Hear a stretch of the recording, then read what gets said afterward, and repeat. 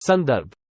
कृषि संबंधी जैव प्रौद्योगिकी एग्रीकल्चरल बायोटेक्नोलॉजी में अनुसंधान एवं विकास में तेज प्रगति के साथ दुनिया के देशों द्वारा वाणिज्यिक प्रयोग एवं कृषि उत्पादन के लिए विभिन्न आनुवंशिक रूप से संशोधित फसलों को मंजूरी दी जा रही है।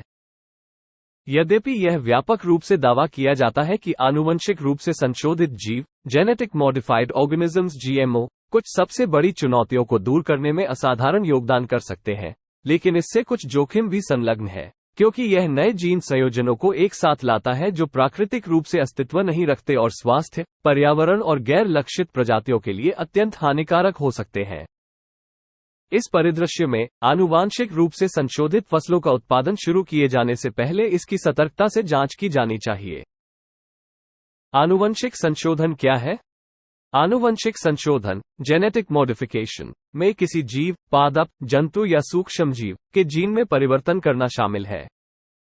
जीएम तकनीक जीएम टेक्नोलॉजी में वांछित विशेषताओं की प्राप्ति या उसे बदलने के लिए नियंत्रित परागण कंट्रोल्ड पॉलिनेशन का उपयोग करने के बजाय डीएनए का प्रत्यक्ष हेरफेर किया जाता है।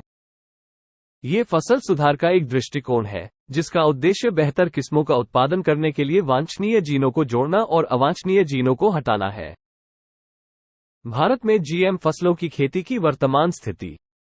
भारतीय किसानों ने वर्ष 2002-03 में बीटी कपास, बीटी कॉटन, जो एक कीट प्रतिरोधी आनुवंशिक रूप से संशोधित कपास है, की खेती शुरू की थी। बीटी संशोधन, बीटी मॉडिफिकेशन एक प्रकार का आनुवंशिक संशोधन है जहां बैसिलस thuringiensis, बैसिलस thuringiensis नामक मृदा जीवाणु से प्राप्त बीटी जीन को लक्षित फसल में प्रवेश कराया जाता है, जैसे इस मामले में इसे कपास में प्रवेश कराया गया। बीटी कपास के पौधों को नष्ट करने वाले बोलवर्म कीट के प्रति प्रतिरोधी है। वर्ष 2014 तक भारत में कपास की खेती के तहत शामिल क्षेत्र के लगभग 96% हिस्से पर बीटी कपास की खेती की जा रही थी, जो भूमि एकड़ के हिसाब से भारत को विश्व में जीएम फसलों का चौथा सबसे बड़ा उत्पादक और कपास का दूसरा सबसे बड़ा उत्पादक बनाता है। कपास के अलावा भारत के लगभग 50 सार्वजनिक एवं निजी संस्थानों में 20 से अधिक फसलों पर अनुसंधान एवं विकास कार्य जारी है। इनमें से 13 फसलों को भारत में नियंत्रित सीमित क्षेत्र परीक्षणों के लिए अनुमोदित किया गया है। अक्टूबर 2022 में केंद्रीय पर्यावरण, वन और जलवायु परिवर्तन मंत्रालय के तहत कार्यरत जेनेटिक इंजीनियरिंग मूल्यांकन समिति (GEAC) ने बीज उत्पादन के लिए ट्रांसजेनिक हाइब्रिड सरसों DMH11 के पर्यावरणीय रिलीज की अनुशंसा की। भारत में आनुवंशिक रूप से संशोधित फसलें कैसे विनियमित की जाती हैं? भारत में जीएम फसलों के विकास, उनकी खेती और सीमा पार आवाजाही की प्रक्रियाओं के दौरान वृहत रूप से पशु स्वास्थ्य, मानव सुरक्षा और जैव विविधता के खतरों को नियंत्रित करने के लिए सख्त विनियम मौजूद हैं। भारत में जीएम फसलों को विनियमित करने वाले अधिनियम और विनियम।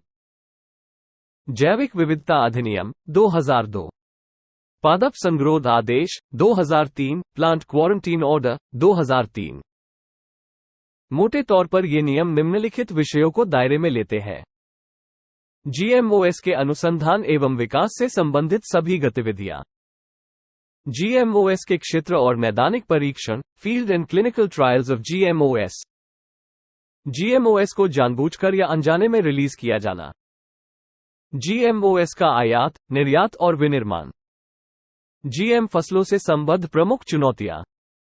पारिस्थितिक चिंताएं, पर परागण क्रॉस पॉलिनेशन के कारण होने वाला जीन प्रवाह ऐसे सहिष्णु या प्रतिरोधी खरपतवारों का विकास कर सकता है जिनका उन्मूलन कठिन होगा।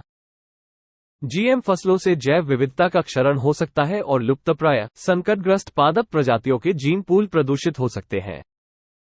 आनुवंशिक क्षरण पहले ही हो चुका है क्योंकि किसानों ने पारंपरिक किस्मों के उपयोग को एकल कृषि या मोनोकल्चर्स से प्रतिस्थापित कर दिया है।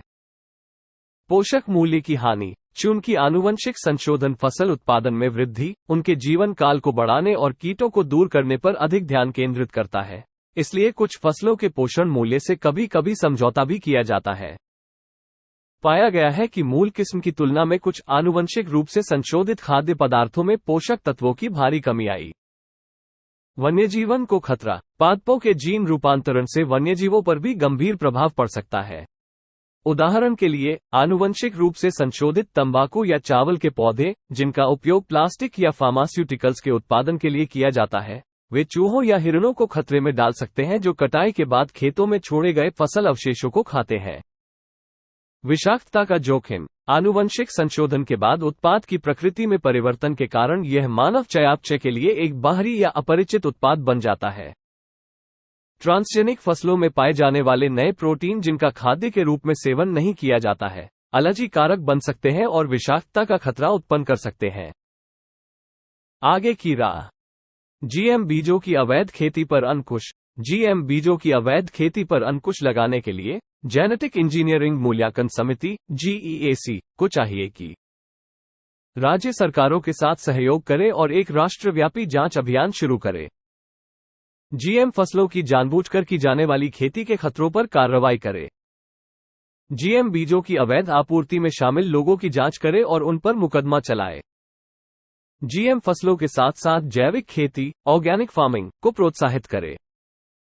स्वदेशी जीन बैंक। देशी किस्मों को उनकी रोगों के अनुकूल बन सकने की क्षमता और निहित पोषण मूल्य के कारण संरक्षित किया जाना चाहिए।